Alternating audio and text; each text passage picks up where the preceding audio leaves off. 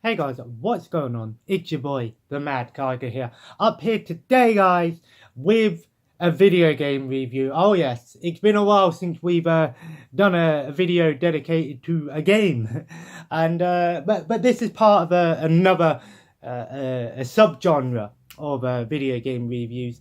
You may know me. I'm kind of on a quest to own and play every single Warriors game, and lately I've been doing that. Well, not nearly doing that per se, but doing it by playing one of the Warriors games, and we're talking about Samurai Warriors 4 Empires. Oh yes.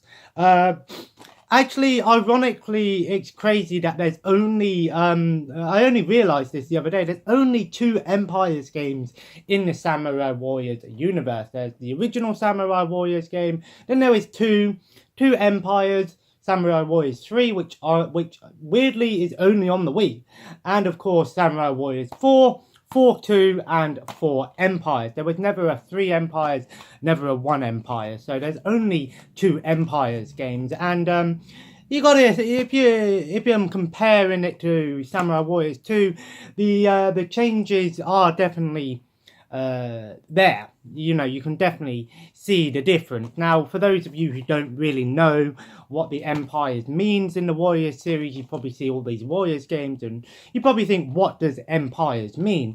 Well, Empires basically means it's a strategic version of Dynasty Warriors or Samurai Warriors or just any Warriors game in general. Now, that doesn't mean that the gameplay is just all strategy. It still is. It's split up into two basic things. You've got your strategic phase, and then you've got your battle phases. Now, normally with Warriors games, they do have set campaigns, and you know, it's normally just mission after mission, and all these other things, or open world with 9. I use that one quite quotational, I guess. Ironically, I guess. But Samurai Warriors Empires, well, sorry, the Empire series basically takes away from the traditional mission based and basically lets you play. Basically you have a map. And then you choose your army you want to play as, you like your clan or your army or your empire, whatever you want to call it. And you basically have to, you know, conquer the whole of China or Japan in this case. Now, I've always loved the Empires format more than the normal versions of Warriors games because I personally think, yes, okay, the missions don't last as long and it is a much faster paced game. I do really like the strategy side of things, and you know, it's nice to see. It's just so cool to just see how, you know, you start off with like one, you know, territory and, you know, like 10 officers and like, you know, 5,000 troops and shit like that. And then as you put time in and you put all that effort in and you're conquering extra regions and stuff like that, and then you watch your army just raise up, and then you have like, you know, hundreds of officers and things like that. But that's pretty much what the Empire's variant of Warriors games are. And I personally have always preferred the Empires. You know, Dynasty Warriors 5 Empires might still be my favourite one. But I've got to say, Samurai Warriors 4 Empires is actually really fun. And the strategy element in this game is nice. I really, really do like the strategy side in this one. It's not overly complicated. One of the issues I had with Dynasty Warriors 7 Empires and 8 Empires is I felt that the strategy side of things wasn't nowhere near it. It weren't like the other ones. It was, they tried to make it more confusing than it needed to be. Like where you could choose, like you could play as like a normal officer, or you could be a ruler, and you had to do things like that. And while that's fine and all, I still personally prefer the simplicity of Dynasty Warriors 5 Empires, and Samurai Warriors 4 Empires actually goes back to a very similar format. Like I said, you have 3 phases, well, 2 phases. You have a strategy phase, and then you have the battle phase. Now, of course, the strategy phase in this game, what's new in this game is you have like a 3D castle, and basically you have to appoint different magistrates, and then obviously, you know, you can appoint different magistrates for different people, different things, like if you want to put it more into like your army, or more into, you know, development, or into strategy, or whatever. And you can upgrade your castle, you can and then you, with your strategy phase, you have to sort of like, you can choose what you want to do. So like, you can appoint your officers, and they'll tell you what they think's the right thing to do, and you can select that, or you can select whatever ones you want. You know, you have different, each time you play, you might only be able to do 1 strategy phase, and then as you go on, you can get like 2 or 3 or 4 goes and stuff like that, very similar to 5. And that's why I really like this one, is it's gone back to that similar format. And I think that's the right direction to go in. I'm glad that they, you know, stayed away from this whole concept of, you know, only being able to play as these different levels of characters and things like that. While that's good and all, I personally found it a little bit too not confusing, but a little bit more complicated than it needed to be with the Dynasty Warriors latest Empire games. There is a lot to this in terms of like strategy things that you can look into, like you having to keep an eye on, you like raising up your, you know, looking after your fame, and, you know, your commerce, your rice yield, and your gold and your supplies. But at the same time, it doesn't feel complicated. At first, you might be like, what does this do? What does this do? But once you pick it up and start to realize what it does, you can actually just pretty much go through the politics phase or the strategy phase quite easily, and it's really not that complicated when you think about it. In terms of, it's easy to pick up and play, but if you want to sort of get really into the strategy side of things, you could do that, but at the same time, it doesn't feel like it's more complicated than it needs to be. And that's what and that's what you want with an Empire's Warriors game, is you want the strategy thing to be there, but you do also want, you know, to be able to still play the fun hack and slash that we all know and love, I guess.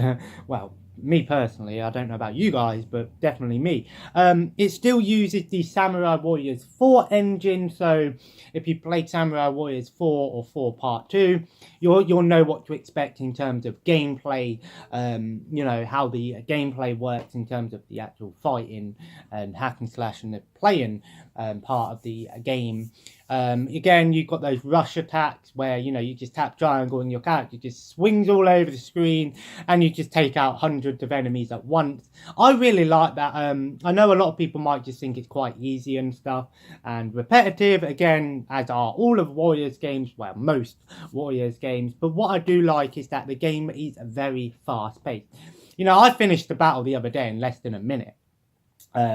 With the Empire series, it is quite actually always been like that. It is, be aware that the battle stages can pretty much be over in, you know, a few minutes if you really put your time and effort into it. You can with the Warriors other games, but they're mission based, so they might have objectives where you can't, you know, really run off and just go and take out the enemy commander straight away. Again, it uses that base format where you have to get bases in the battle phases and stuff like that. Another thing that I've noticed is new to this series is, again, with the Empire series, you can play as generic officers. You know, they're all those officers that, you know, look the same, or, you know, have, you know, the same weapons and say the same things, but have different names. But you've also got female generic officers, which is a first, I believe, in the series. I'm sure it is. I know that, I'm not sure about if, no, because they're Enter 9 Empire, but yeah, you can play as generic female officers, and again you've got custom characters as well, which can join your game, which can randomly appear in your game, which is really cool that other people's, you know, custom characters can appear in your game if they want to, as can your characters that you can create. That's always been a thing in the Empire series, is you can create characters. It's not really in depth, I will say, with the character customization, but you know, it's there if you want to sort of create your own character, I guess. There's 2 modes to this game. There's conquest mode, which is where it's a set scenario, and there's about 6 scenarios, which, you know, a scenario if you're going to try and conquer the whole of the region, because some scenarios have an objective, and then others have, but then once you complete the objective, you can then go on to conquer the whole of the territories if you want to. And normally it takes about 6 to 5 hours per. It took me with I've done one scenario in conquest mode, and it took me about 6 hours in game time. Well, not in game time, in real time, to finish that. So you're looking at about 4 to 6 hours per conquest scenario, and then times that by 6. So, you know, you're getting a good amount of time there. But then you've also got Genesis mode, which is where you get to create your own scenarios, which is pretty cool. I haven't done Genesis mode yet, but again, you can create your own scenarios, choose what officers you want in the battles and stuff like that, if you really want to, I guess. And this game does have a lot of replay value, because even though when you complete a scenario, you can go back and play as a different army, you know, maybe try out some different tactics, you know, try and unlock everything. There is a lot of things to unlock in this game. I will say that this game is good for trophy hunters. Yes, if you're a trophy hunter, I would pick this game up, because I've done one scenario and I've got about 50% of the trophies in game already, and half of those trophies are just easy trophies that you just get from playing the game, you know, like, you know, getting like 50 officers in your team, conquering a certain region and stuff like that. So you could pretty much get most of the achievements just by doing one conquest scenario, which is really cool, again, if you're a fan of trophy hunting. Me personally, I like having trophies and achievements, but I'm not one of these people that have to try and get every single trophy and achievement in a game. If, you know, if I'm missing a few, it don't kill me or nothing like that. So, you know, I'm not that bothered, but it's nice to have a game that's quite easy to get some achievements or trophies for, if you want to be technical about it. Raspberry tea, guys, it is nice. But yeah, Samurai Warriors 4 Empires, again, like I said, you know, it's not like the most in-depth game in terms of story and things like that. The story just basically evolves around what you're doing, so you'll have a different sort of thing happen each time you play.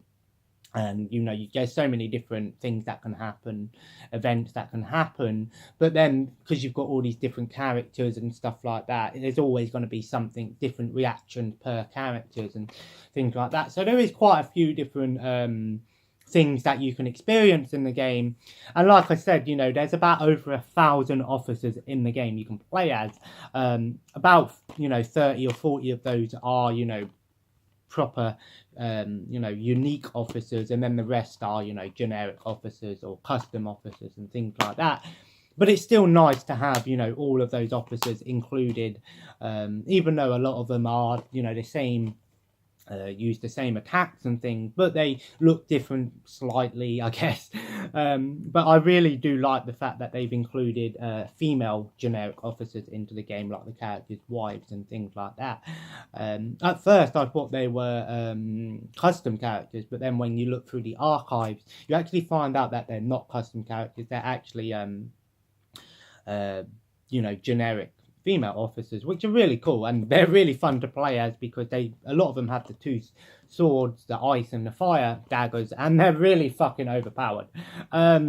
Is this game challenging? Yeah, if you're playing one of the harder difficulties, it definitely is. If you're playing on easy, you can, you know, smash through it quite easily.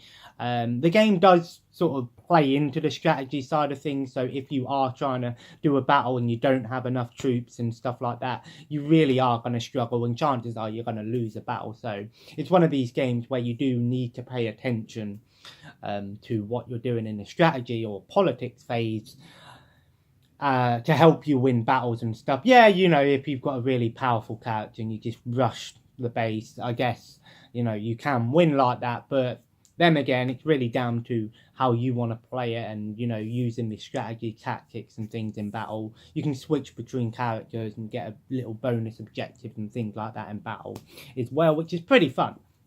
I'll probably play more of this at some point. I'll probably maybe do a few of the scenarios before I move on to the next game, which I'm going to play on PS4, which will actually be the newest God of War game. I really want to try that out.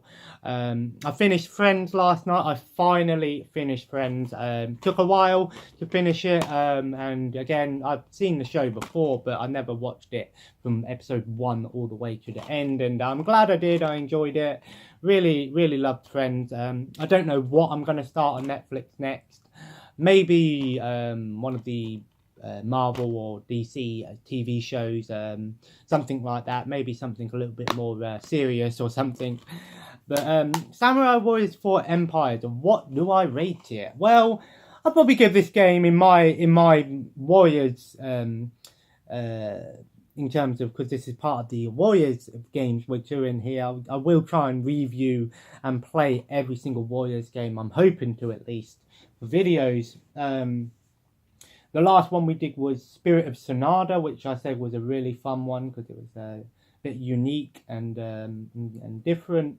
This one, I'm glad that they've gone back to the sort of classic style of thing. It's very similar to Samurai Warriors 2 in some senses, but there's enough things change for it to be different. I'm going to give this game a 7.5 out of 10. There are some things about it that I don't really like. I don't particularly like the fact that well, actually, you know what, I'll give it an 8 out of 10. There's nothing really that, you know, the reason that it's not a 10 out of 10 for me personally is because, yeah, it's still a Warriors game, so it is going to be repetitive and stuff, and it's not for everyone. Just be aware that this is still a Warriors game. But if you're looking for something in the Warriors series that's a little bit more fun and also includes some sort of strategy side of things that isn't too hard to get into, I would definitely recommend Samurai Warriors 4 Empires. It's nice that they're going back to what made the Empires game so great with Dynasty Warriors 5 Empires, in my opinion. And that they took strayed away from all this overly complicated and you know, different levels of officer, like general and ruler and stuff, bullshit that they did with 7 and 8 Dynasty Warriors. But Koei, once again, I thank you for making yet another Warriors game that I can do a video on. Probably will get round to playing some more Warriors games in the future. Like I said, I'll probably give this game a few more days worth of gameplay, and then I'll probably move on to the next game. But Samurai Warriors 4 Empires, I'd definitely recommend it if you're a fan of the Warriors series. And it's not overly expensive. You can pick this game up. I got it for £12, so not the most expensive game for PS4. And yeah, if you guys enjoyed today's video, feel free to leave a like. And of course, comment below. Let me know if you played this game. Let me know, do you like Samurai Warriors games or any Warriors games in general? And of course, guys, feel free to subscribe if you haven't already and join the family. Sorry about the lateness of this video. Again, been a bit busy the last few days, but hey, better late than never, as they say. And guys, as always, have a nice day, and I will see you in the next video. And as always, feel free to check out any of the social media links and the Patreon in the description below if I remember to do it. I should do it, and I need to do my thumbnails for the last couple of videos. I am so sorry. I am so behind. Anyway, guys, take care, and I'll see you in the next video. And bye-bye.